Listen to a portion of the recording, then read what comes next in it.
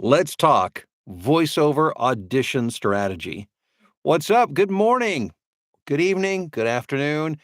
Sorry for those of you who are coming halfway around the world and I'm saying good morning. It's just habit. Wherever you are, whatever time of day, thankful, grateful that you're here today for the daily voiceover huddle. Every weekday at this time, we get together so I can share a tip, trick, strategy, something to help you get further down the road of voiceover success. And we're a community of voiceover people, some brand new, some just investigating, some who have done it for a long time. So for some of us, this is our full-time gig. This is what we do. But we enjoy each other's company, sharing successes and just encouraging each other along the way. Again, glad you're here. My name's Bill DeWeese, by the way. I'm a full-time voiceover talent, have been since 2006. And let's see here. What else do I do? I'm a coach. I mentioned that. I'm a voiceover coach. I'm a voiceover demo producer. As a matter of fact, right now I'm neck deep in a voiceover TV affiliate demo production, which is a lot of fun. Those are a lot of fun to produce, along with my good friend Aaron Bradley, who's one of the top TV affiliate voices and imaging voices in the country out of San Diego. And I've also written a couple books. My latest on the topic is Get Paid Using Your Voice, Get Found, Get Heard, Get Hired. And to make it convenient for you, I've turned it into a digital download. It's below in the description if you want to check that out. Well, today was going to be a very exciting day on a personal note for my family because my oldest grandson, who's a freshman in high school, plays football. Tonight was the last game of the season. So he was pretty excited for tonight.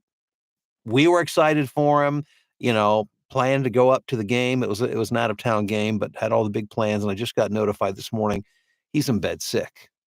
And poor guy, his heart's broken. He's devastated. And I'm so sad for him this morning. So Reese, I hope you're feeling better soon, buddy. We have so much fun. Our family has so much fun.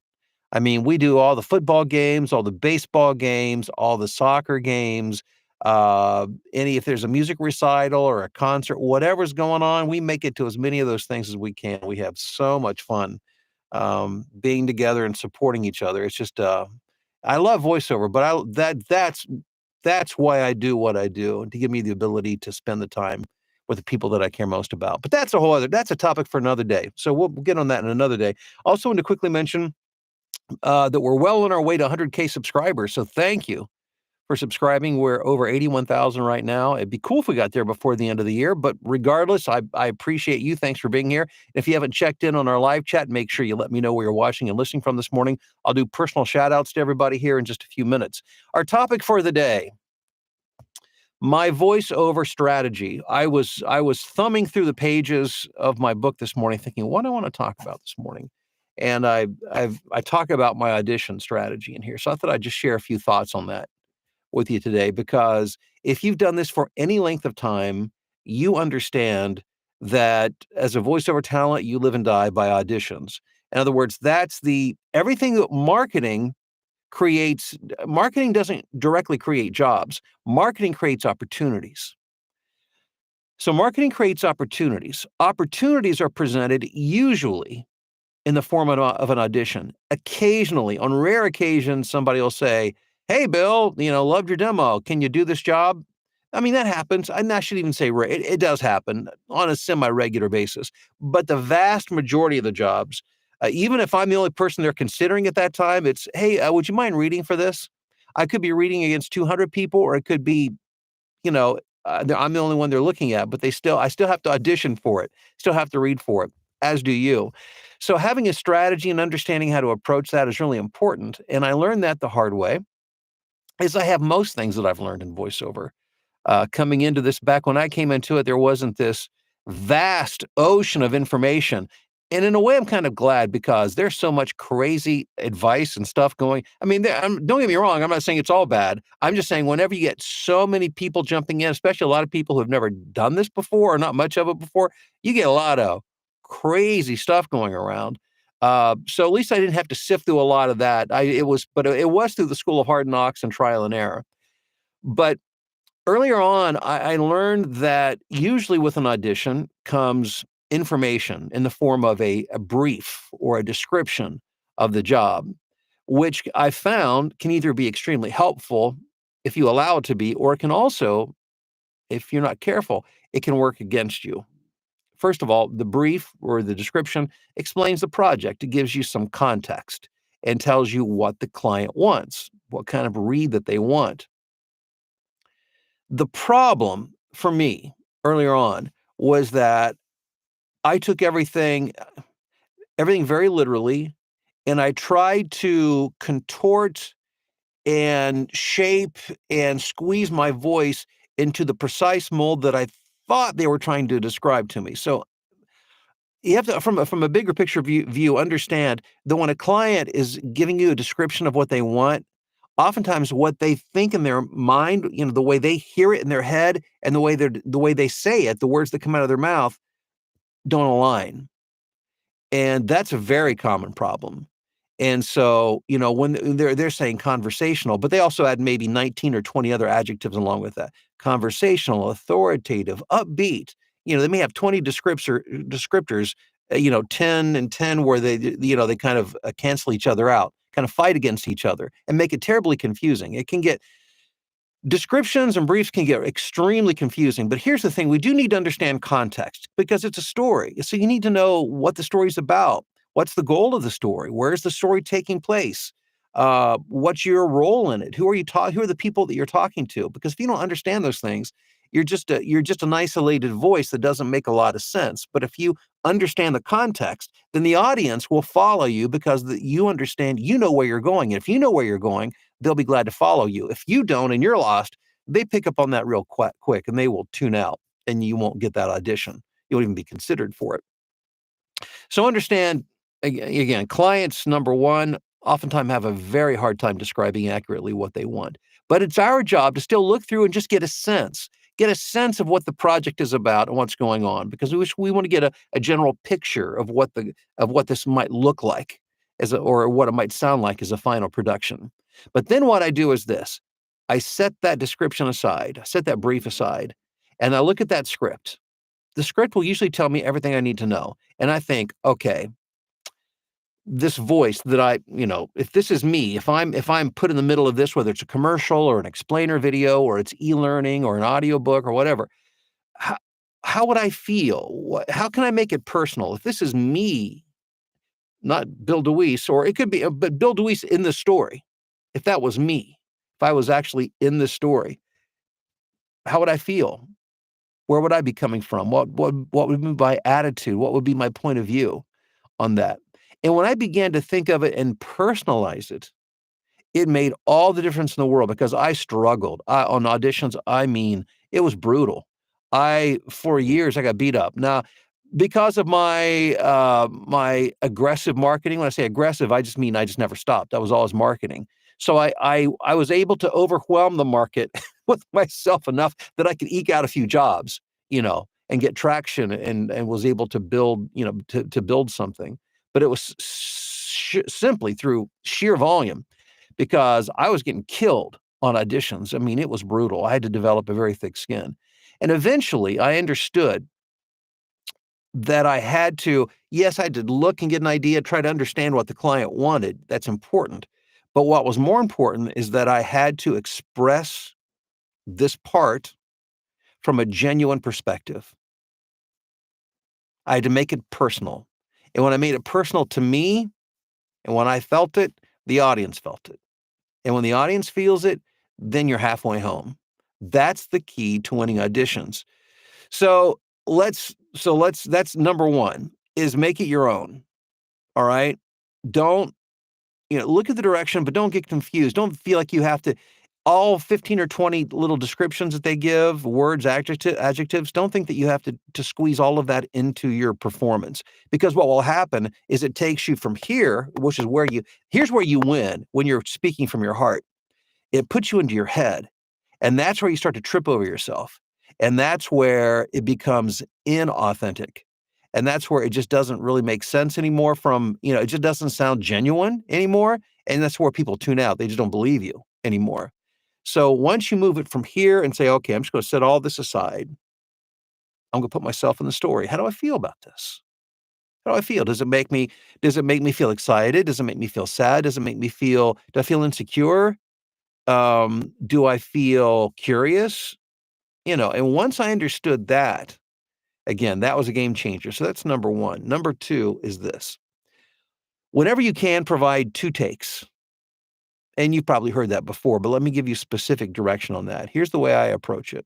When I do two takes, sometimes occasionally I'll look at, I'll do an audition. I'll do my audition and I feel like I've got nothing else to give. I really just don't have a sense of what else I could do. And that's fine. But whenever I can, I'll do two takes.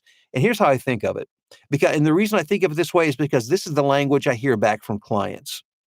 High energy, low energy. When I hear back as a matter of fact, I just had some feedback this morning from a client on an initial read on a project.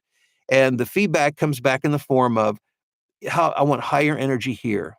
I want calmer, lower energy here. And it's almost always that way. Clients think and hear it that way. High energy, low energy. You could also think of it in terms of, is your audience, the person you're talking to, closer to you or are they further away? If they're further away, it requires more energy to project out to them. But it might be the context of the script might be that they're close to you.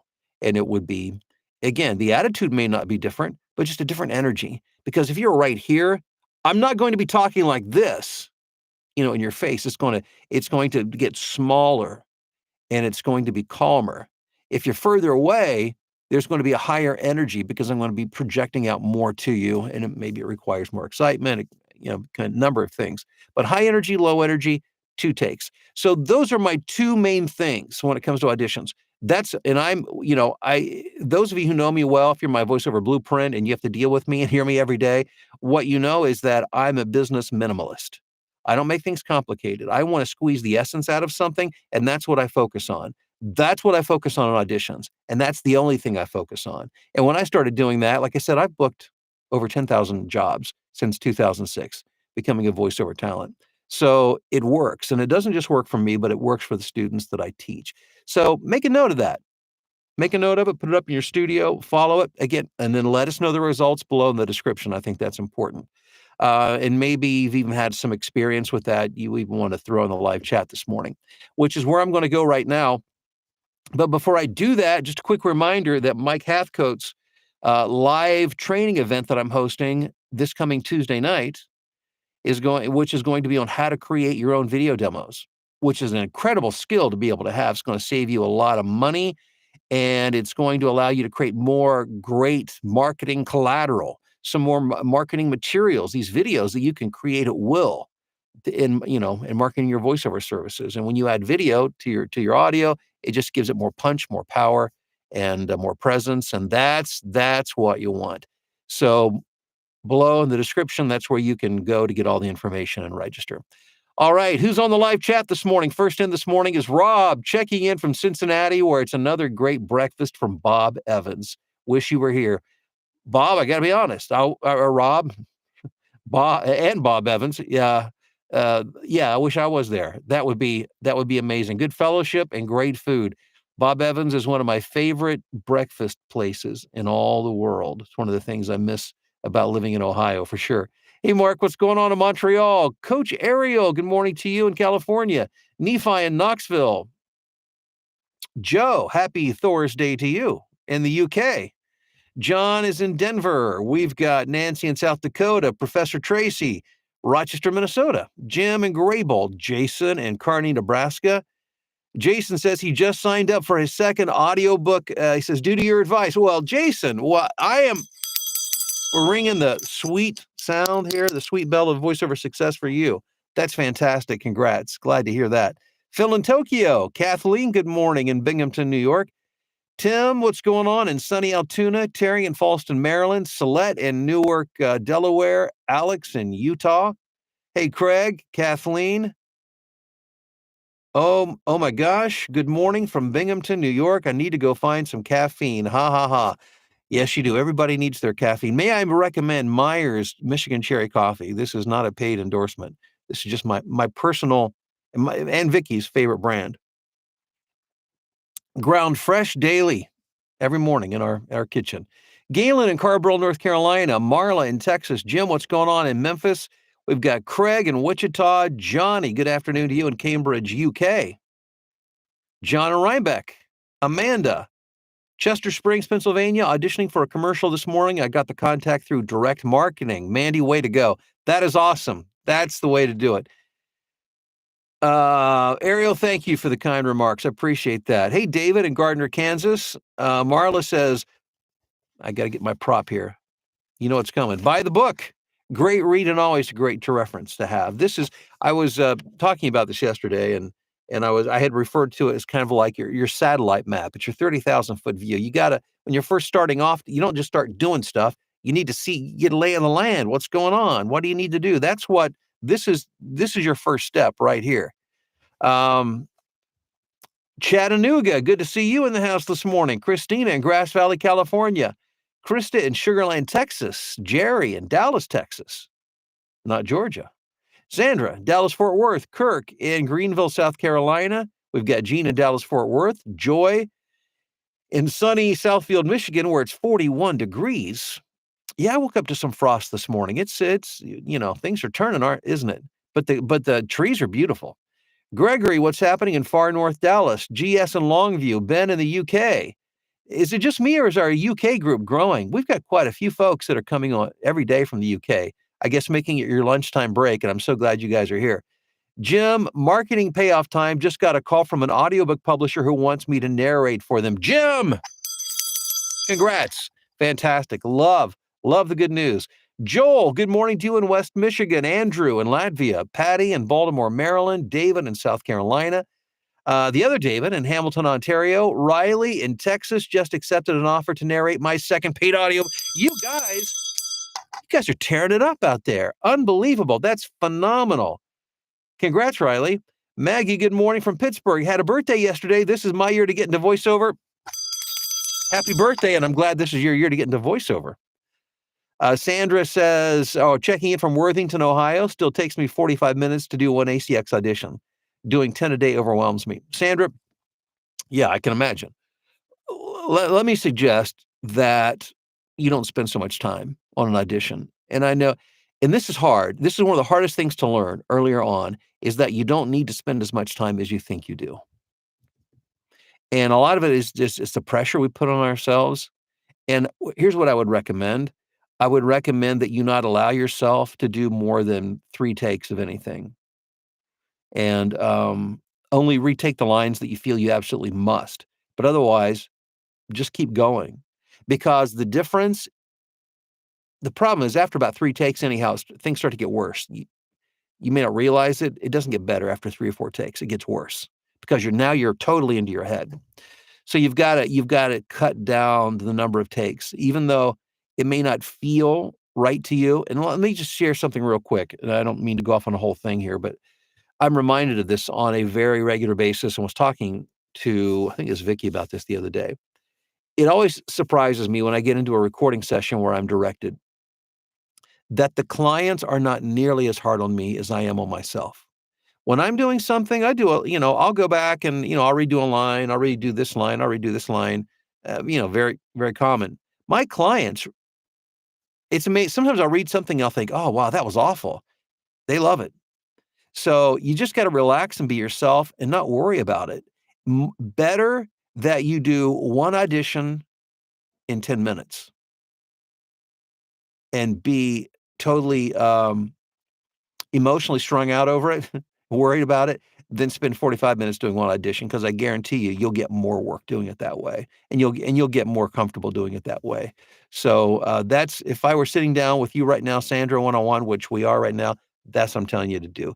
Just don't spend so much time. You're not getting a return by doing that. Not the return that you could be getting. Aaron in Columbia, Missouri. Tanya, chin up and get well soon. Therese for coming this far with his team, and good morning from South Philly. Thank you, Tanya. Hey, Joy. Oh, no, that's awful. Poor guy. Bill, tell him, hope he feels better soon. Thanks, Joy. I appreciate that. Brent did I say Brent? I meant to say Brett in Tulsa. How are you doing this morning? Dale. Hey there. Hey, Jim. I just give him me. What else have I got, Jim? And that's exactly right. We don't have anything else beside ourselves, but yet we try to give him something else because we think what we have is not enough, but it is. Mary in New Jersey. Good to see you. Hope you're doing well. Dale. Thank you as ever, Bill. London Comic Con for me tomorrow as Heath Ledger's Joker. Dale in the sunny UK. Oh, so are you playing the role of the Joker at Comic Con? Is that what you're saying?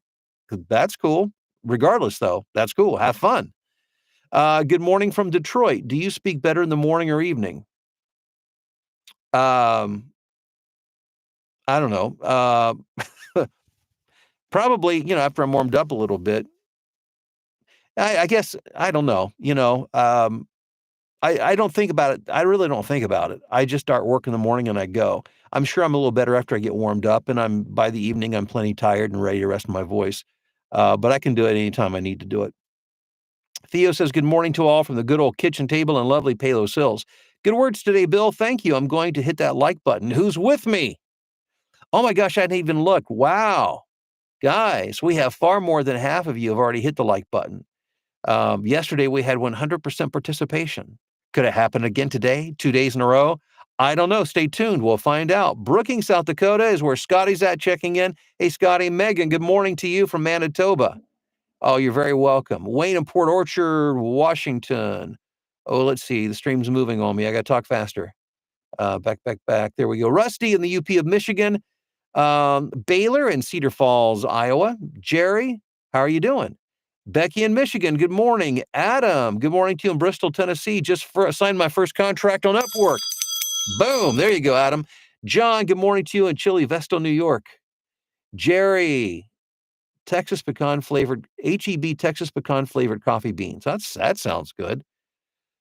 Jay King, what's up? Tanya, good morning. Jay, good morning. Nicole in Atlanta. Hey, Nicole.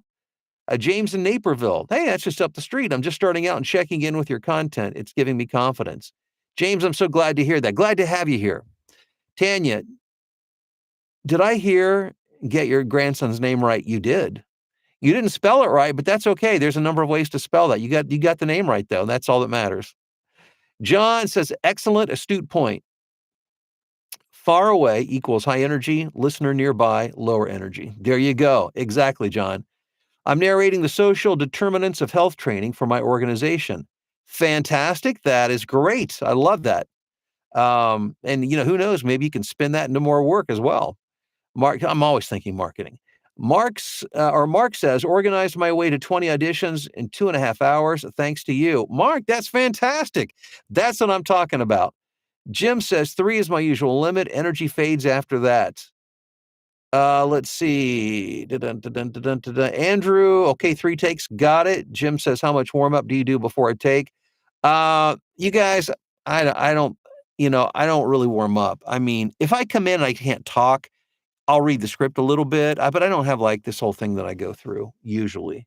I do everything that everybody else says you should or shouldn't do. I usually do it the opposite way. I drink coffee. I've been known to drink milk on a long session it helps to soothe my throat. I drink coffee. People say don't drink coffee. You just got to figure out what works best for you. Don't overthink these things, because these are the kind of things you can go off into the weeds and get obsessed about all these little things that really don't amount to a hill of beans. Just focus on getting the work done. Let's see here. Paul in Arkansas. Jackson in Salt Lake City. Ethan in Ontario. Writer dude says, good morning. Pardon the typo. No problem. You're still in your first cup of coffee. Jolie says, hello, all. Having a wonderful time in Nashville. Still working on voiceover, though. That's fantastic, Jolie. Hey, guys. You're awesome. Thanks for being here. Of the 71 people on the stream right now, 60 have given it a like. That's amazing. You guys, thank you, because what you're doing is you're telling YouTube to share this video with more people. That's what that means. And that's what we want to do, kind of work together to get the information out there. Because you saw, this morning you heard it. We're getting success stories here. People, whether it's just getting the first, they're getting the first auditions out the door, they're booking their first jobs, they're getting repeat work from clients. Good things are happening. And you're taking the advice and you're actually using it, which makes it worth my while to get up and share it with you. You guys keep using it, keep executing, execute, because that's the way you get stuff done. Have a great day. And don't forget to sign up for Mike's class below in the description. And I'll see you guys tomorrow morning.